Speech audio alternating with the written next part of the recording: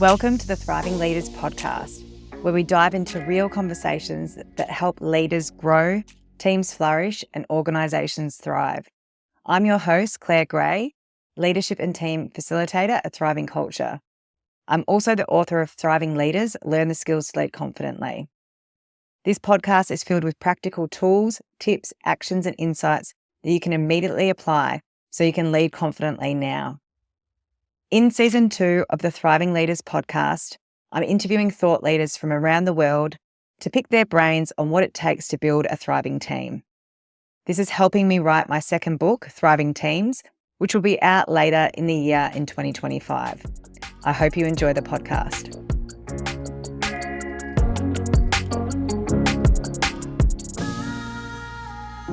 Welcome to the Thriving Leaders podcast. Today, I'm with Jeremy Summers, who's the CEO of Insync, a leading consultancy specialising in insights and improvement strategies for organisations. They specialise in culture, engagement, and leadership. Jeremy has extensive experience in financial services, legal, operational excellence, and business acumen. He's a real all-rounder across HR, risk, process improvement, and project delivery. I was also lucky enough to work with Jeremy when we both worked at NAB. So I got to see firsthand his leadership capability. So I'm really excited to have Jeremy join us on the Thriving Leaders podcast. So welcome, Jeremy. Thank you, Claire. Pleasure to spend time with you and see you again. So the focus of our conversation is for my book, Thriving Teams, and Insync has been an organisation that I've been watching for a while and interacting with, and you do have what I would define as a high-performing team. So do you want to just tell us a little bit about your organisation, your role and your team? Yeah, sure. So as you mentioned, I'm the CEO here. So I joined as a COO over 4 years ago now. So I've been in the CEO gig for a couple of years. We mostly work with our clients to help them to work out how to improve their business through measuring an experience of some type. So we do lots of employee experience work. We do lots of customer experience work, patient experience work, and we can measure a whole bunch of other things. We build our own technology that we've developed and honed over the years. There's also a couple of other parts to the business, though. So we do lots of governance work, and we've got a couple of other brands, board surveys and board benchmarking through which we do that. And we also do a specific type of community consultation called deliberative engagement. So we work with lots of water companies and local governments to help them communicate with the communities that they serve. Yeah. So quite a kind of diverse service offering that you've got for your clients. Yeah, indeed. I think experience and understanding how to improve as a result of some kind of data or feedback underpins it all. But yeah, we've got a few different things that we get up to. Yeah, beautiful. And as an organisation, is it an organisation of consultants, researchers? What type of employees? It's a good mix. So we've got some techies who help us to keep our platform safe and developing. We've got some data insight analysts because understanding the data is incredibly important to us. We've got a couple of psychologists, a couple of coaches, and some people who make the magic happen. So we call them project managers, but they do a bunch of different things for us. Yeah. And if I think about how teams operate, so like your teams would operate with each other, but they'd also potentially be operating with clients. Would they be going out to client sites? Is it like a consulting type of model and there's people at the back end? Like, how do you get the work done? Yeah, it's exactly that. So very much a consultancy model, and our principals would usually have the most interaction with our clients, but we're very happy that all of our employees might connect with a client from time to time and really enjoy doing so. And we try not to delineate roles too much that would prevent someone spending time with the client. And more importantly, the improvement work that we do after, which is really the fruit, it's the enjoyable part. And then it depends what type of work as well, because our board work is very much face-to-face. So although we do have surveys that we ask our clients to complete electronically, I think, again, a lot of the gold is in the interviews that we do. So we do lots of face-to-face work with our clients from a governance perspective. And then deliberative engagement is very face-to-face because you are literally facilitating live workshops in a room full of usually residents of a local council or customers of a water company. So how big is Insync? How many employees do you have? We're 48 today. I think we've ebbed and flowed a little bit, but we're looking to grow. But yeah, today we're around 48 people. We're kind of scattered up the East Coast. So we do have offices on Collins Street in Melbourne, and probably about half of the business are here in Melbourne.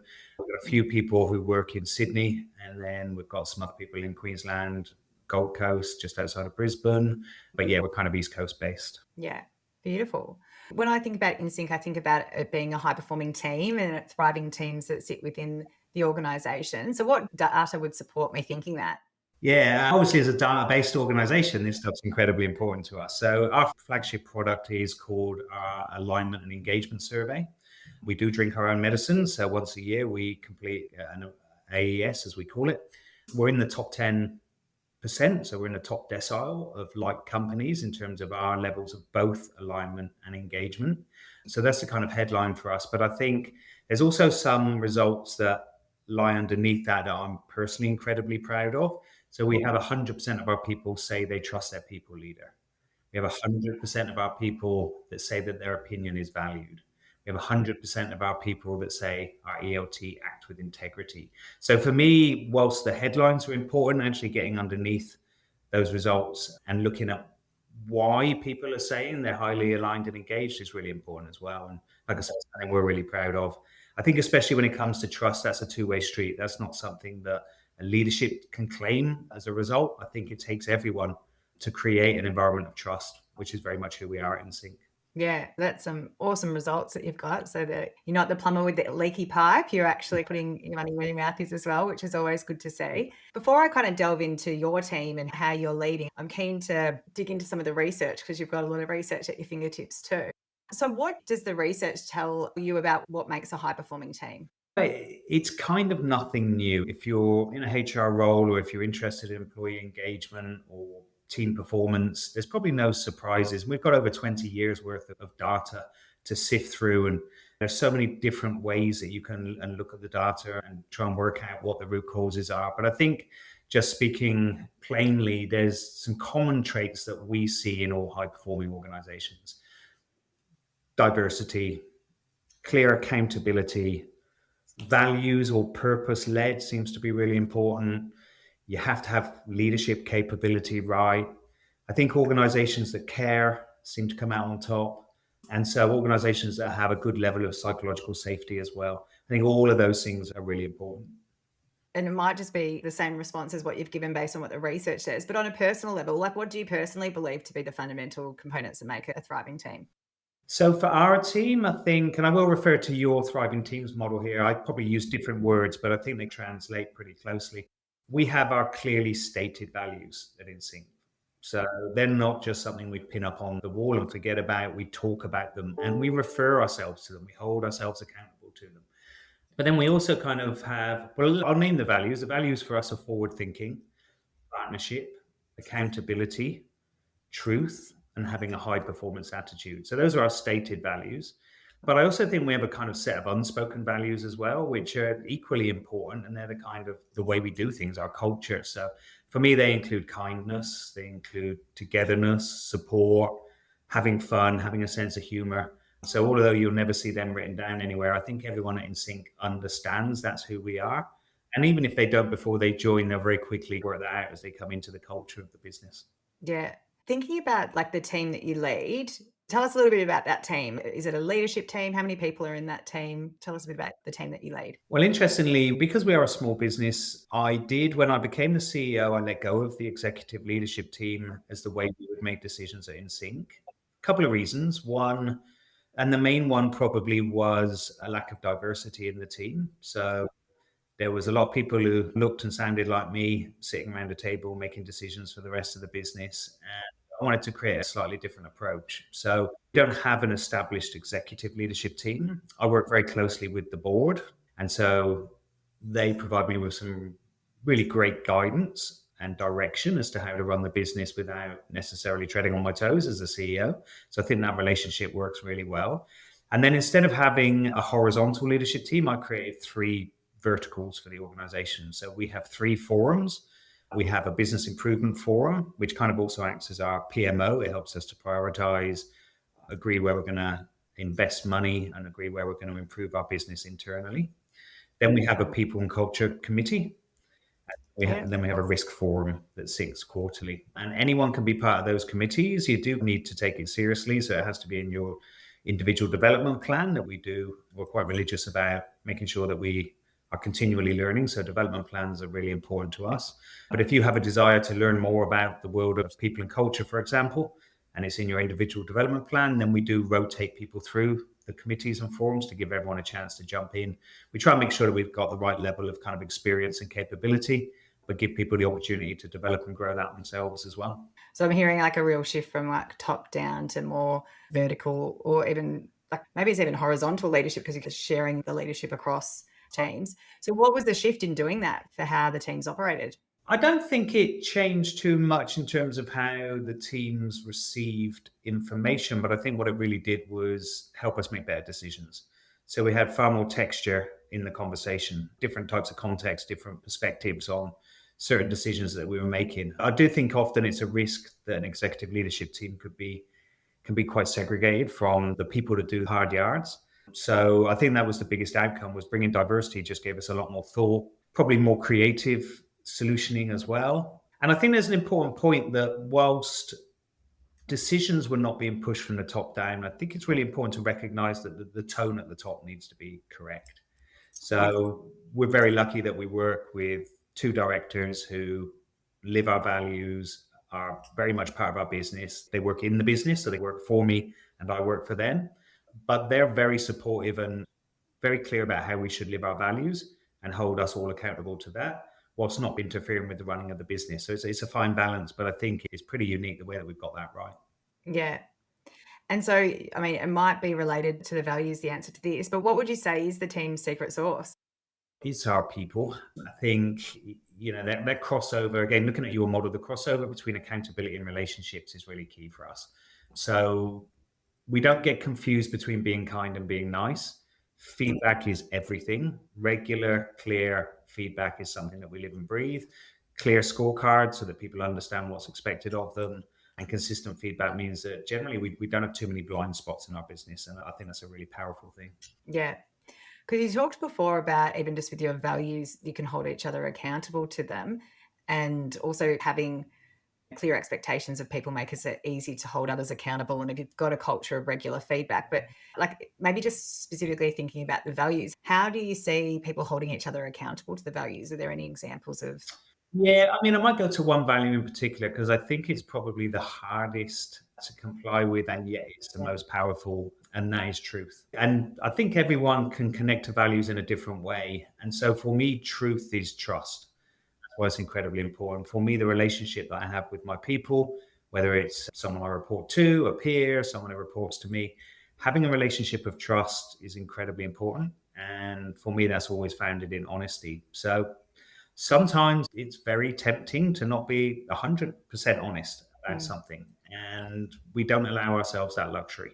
And it just forces you to be better, to make better decisions, to communicate more clearly. And that extends as well to dishonesty by not saying something. So I think that's just as important. It's not necessarily that being dishonest is not necessarily saying something that's untrue. Sometimes it can be not saying something that would be true. And so we really encourage our people to speak up. And I think we've got a culture where everyone's very accountable, but is also very happy to put their hands up and say, hey, I've made a mistake. And in fact, that's one of our stated behaviors. So we do have a thing called the Insync bullseye, and it starts with our purpose and then our values, and then the expected behaviors that we have that we would expect to see if we're living our values. So one of those is, if you make a mistake, don't worry, put your hand up, we've got your back. And that's really important to us. Yeah. I love how what I'm hearing is you're ingraining visible behaviors that people can observe in others of demonstrating psychological safety, like sharing when you don't have the answer, sharing when you've made a mistake, speaking up, calling people out as well, and holding people accountable. I think it feels like a really hard thing to do when you're part of a team to do that, and to create the environment to be able to do that. So how do you think that it's one thing to put words on a page for people to demonstrate, and then it's another thing to actually create that environment? What are the things that you think that you've done to create that environment of psychological safety? Look, one of the things we do is it never goes too long without, for example, me reminding our people that their well-being is our number one priority. So we say that a lot. And if you say it a lot, you have to hold yourself accountable to that, and you have to meet it, because they'll sniff out a fraud very quickly. In the decisions we make, even on how much money we can make, we limit ourselves to how much money can we make whilst keeping our people safe and well and enjoying coming into work.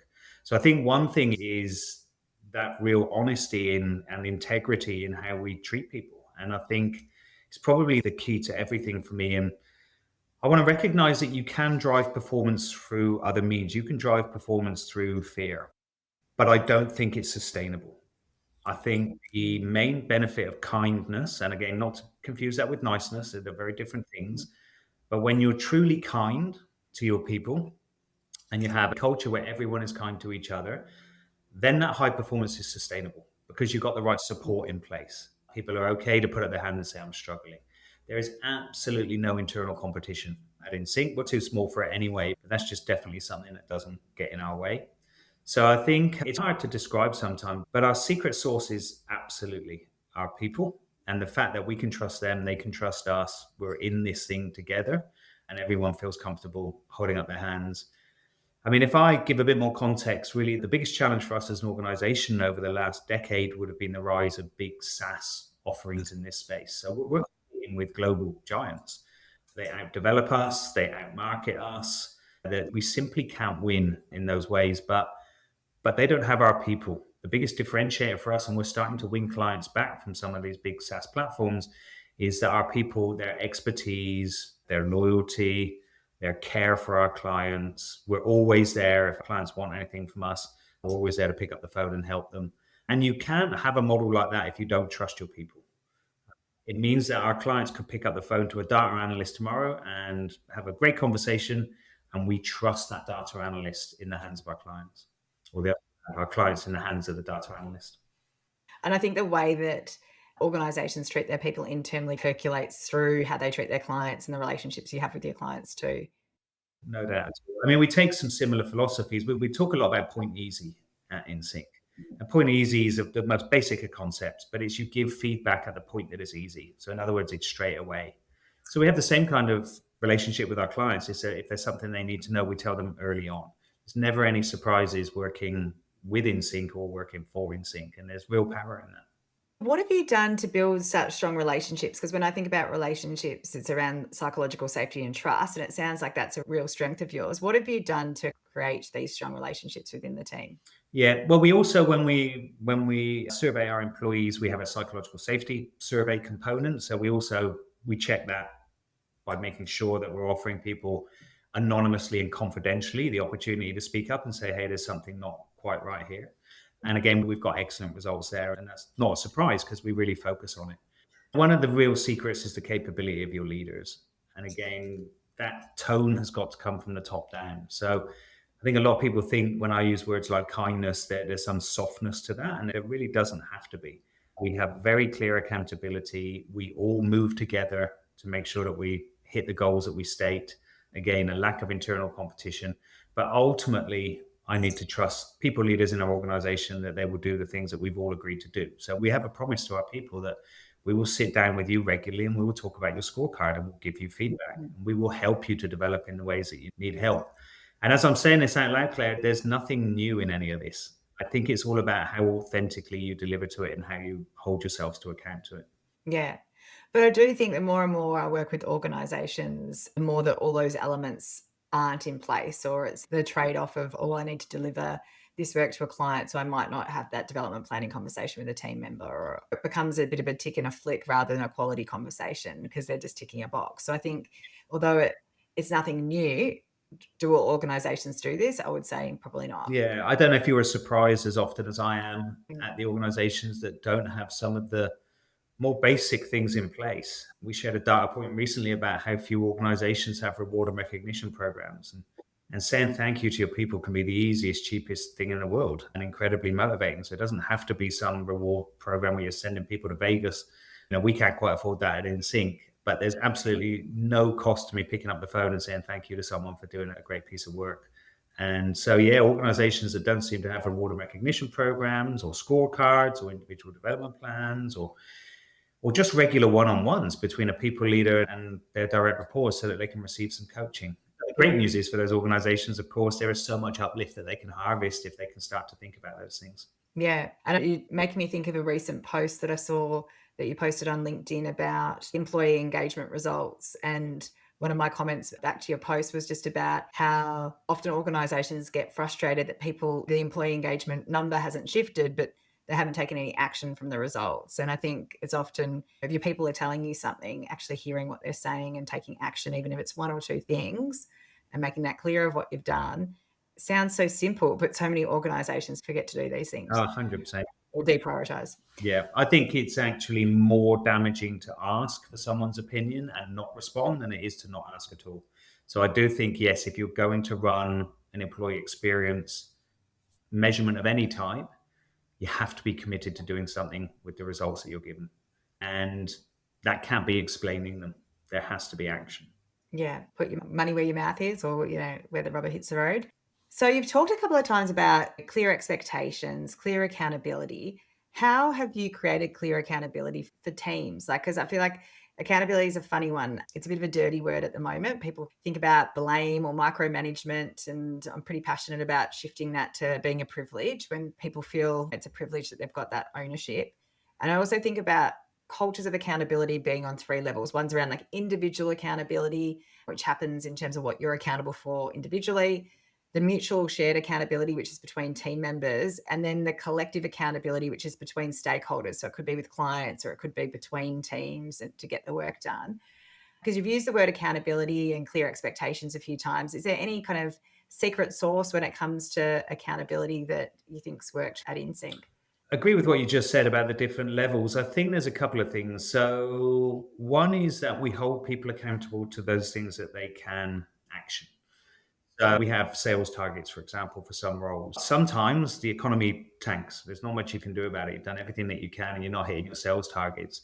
Well, we need to accept that and we need to support that individual to do all that they can. What we hold them accountable to is, have they done the actions that they said they were going to do to help to drive income? We use SMART KPIs, which is an old acronym, but it's still very powerful.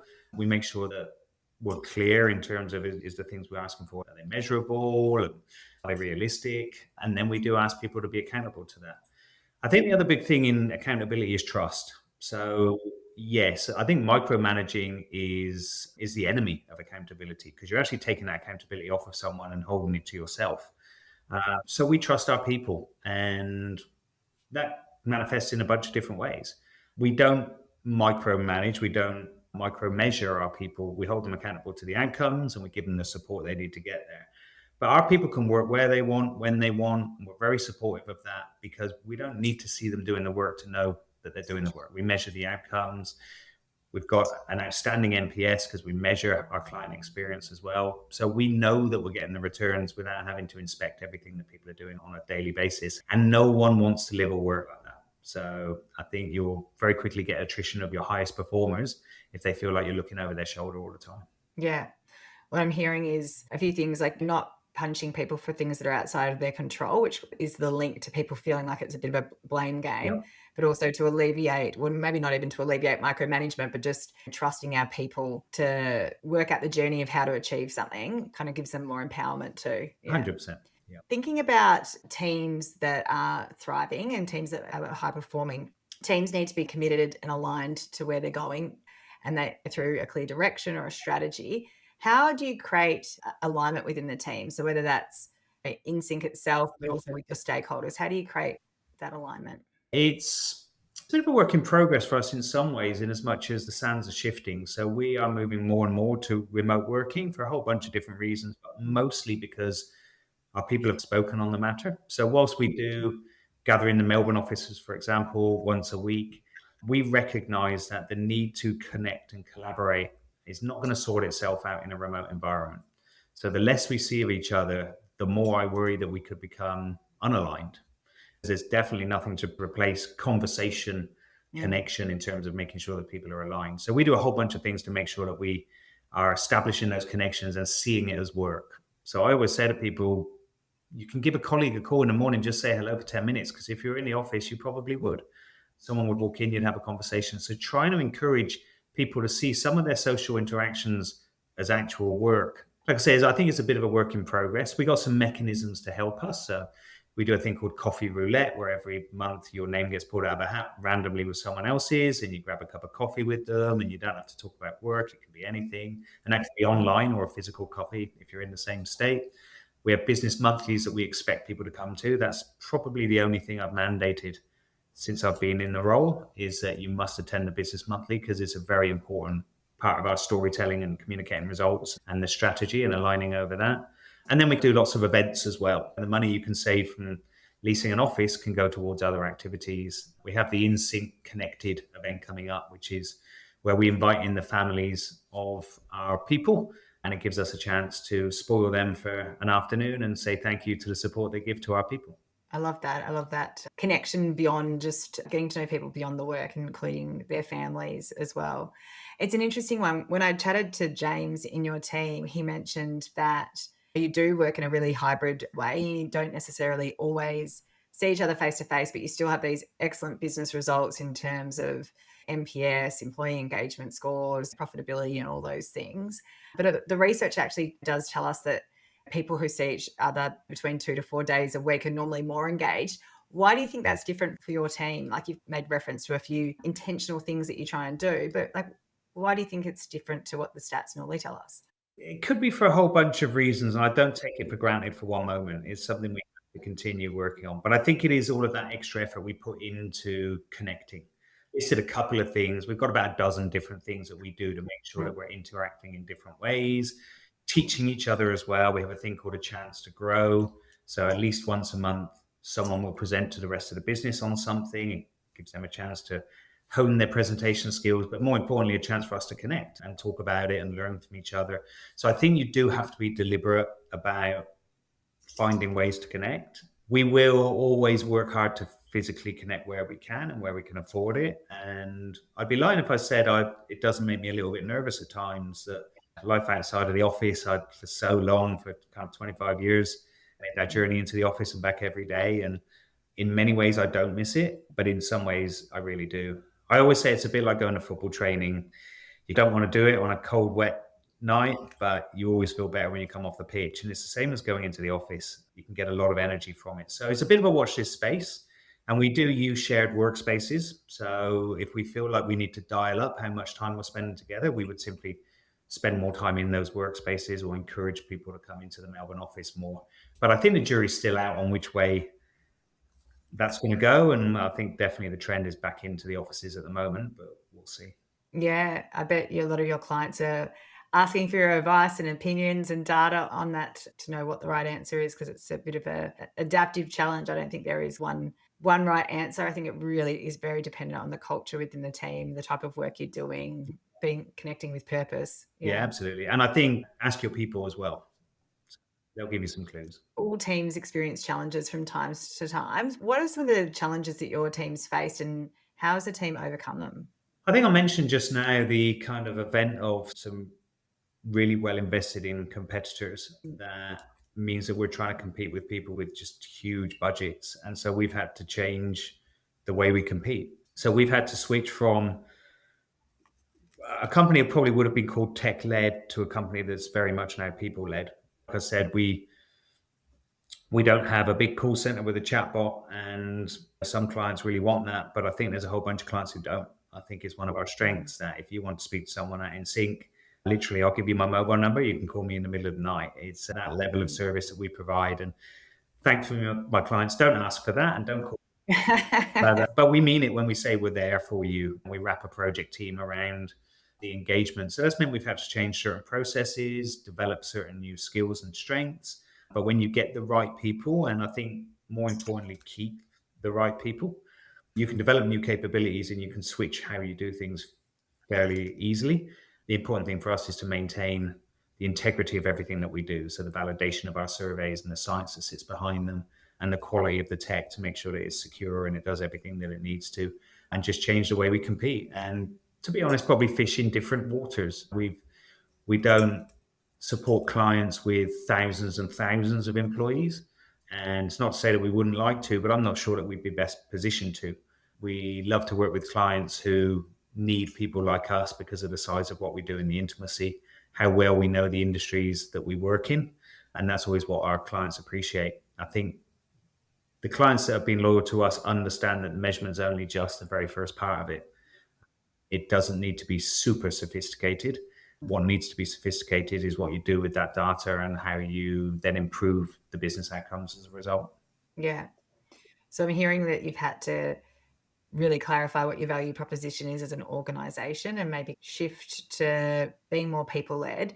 Was that met with much resistance from employees within the organization? And how did they adapt to this value proposition? No, I don't think there was any pushback. I think it was a really natural evolution for us because it was our Mm. core strength anyway. Although we've developed some very clever tech and we're very proud of what it does, I think always it was the quality of our people that set us apart. So, no, I think we do continually focus on personal improvement, developing our people. And so we're always asking the question around what people will do to improve, and we will fund that for them and get behind those efforts. So, no, it was quite an easy transition in some ways. It was probably quite daunting when we realized the size of the competition and it was arriving on our shores with force. And we did lose some clients. But like I said, we won some back and we've won some that maybe we wouldn't have done otherwise. Excellent. So I'm hearing InSync is very focused on developing their people and aligning those people to the values within the organization and having this diversity lens as well. So how do you go about recruiting, selecting and bringing people into this type of team culture? There's probably two important things there. One is actually the way is try to be forward thinking in how we're recruiting people. So I've talked about the challenge of keeping up with big SaaS platforms, but AI is the great equalizer for us. So hiring people with, if not a great understanding of AI, certainly an appetite to learn, I think is really important. I don't think we can underestimate the size of the impact that AI will have, and especially in a world like ours, where we can catch up with 5 years worth of development work that we couldn't afford to do by using a clever AI tool. So, firstly, making sure that our people that we hire are quite forward thinking and are pleased to embrace AI. The other one is the old adage around hiring for character and personality, hiring for how someone will act within your organization rather than necessarily their skill set and capability.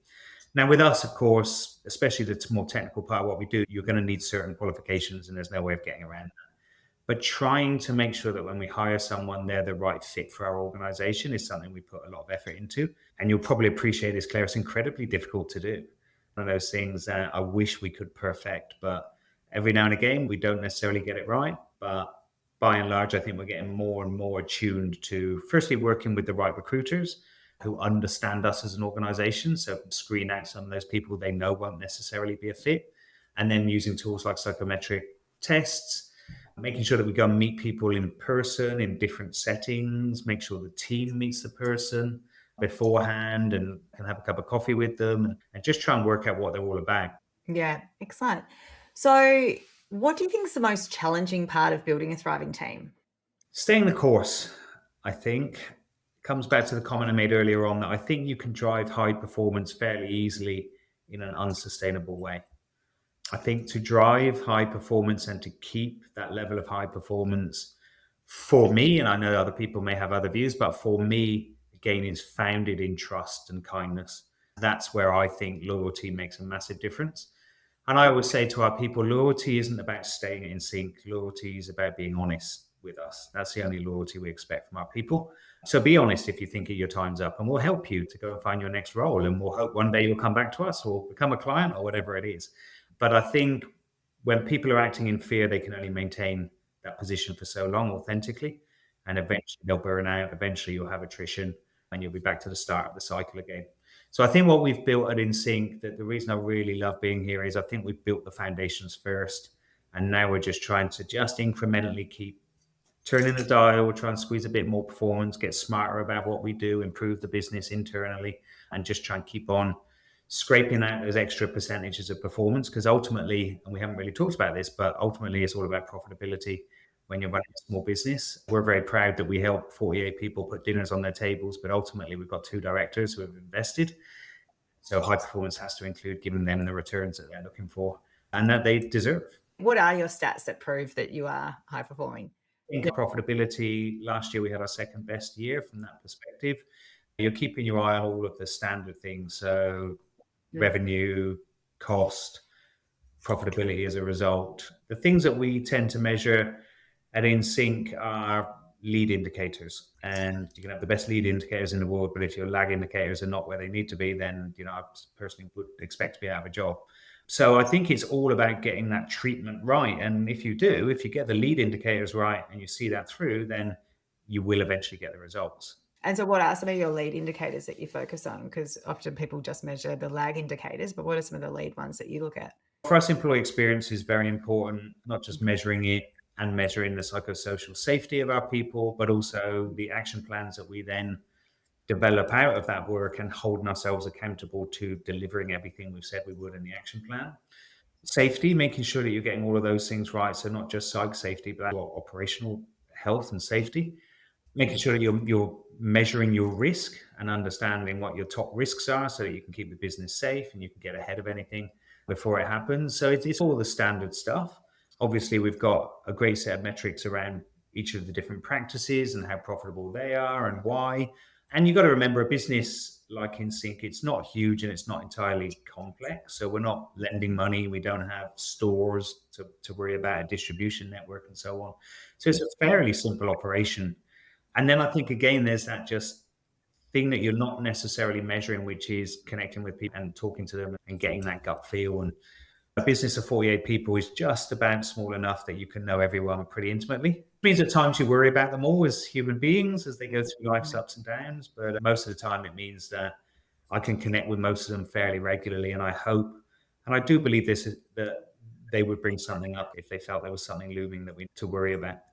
Yeah. So if you could leave our listeners with one message about what a thriving team is, what would that be? I'm going to come back to kindness, Claire. I think you and I both worked in probably different cultures together where some were more hard edged than others. And I think I would just remind everyone that kindness is not softness. You can absolutely have kindness and you can have accountability if you get the support model right. If your people feel like they can be honest, if you are honest with them, then hopefully you can build something like we have, and hopefully we can sustain it in sync for a long period of time. Excellent. I love that. I do think that often people hear the word kindness and they do associate with being very soft or overly empathetic. But I think, was it Brene Brown that said, fear is kind. And I think you do need to have that balance between challenging and supporting at the same time, because that's when I think the magic often happens, when you get that balance right. Absolutely. The thriving teams in your model right in the middle this is exactly what we're talking about. Yeah, exactly. Well, thank you so much, Jeremy. I've really enjoyed this chat, and look forward to keeping chatting about this next time we catch up. Look forward to it, Claire. Take care. Thanks very much. See ya.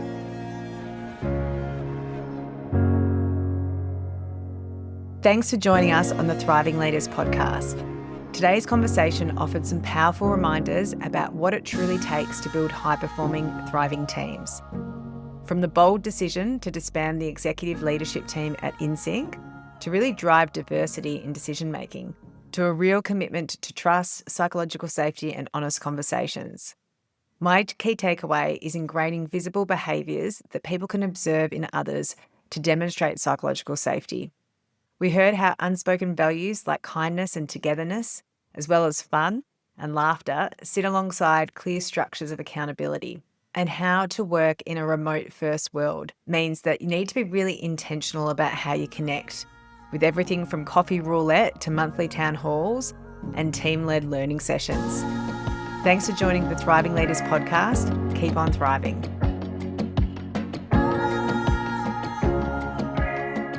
Thanks for joining us at the Thriving Leaders podcast.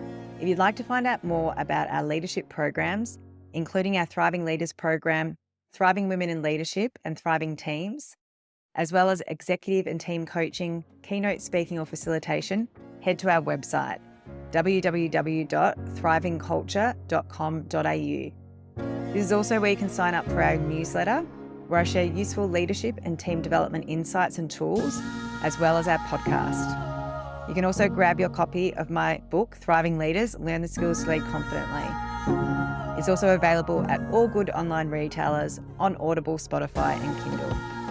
If you like this episode, I'd be so grateful if you left a 5-star review, as it helps us reach more people and therefore helps more leaders thrive.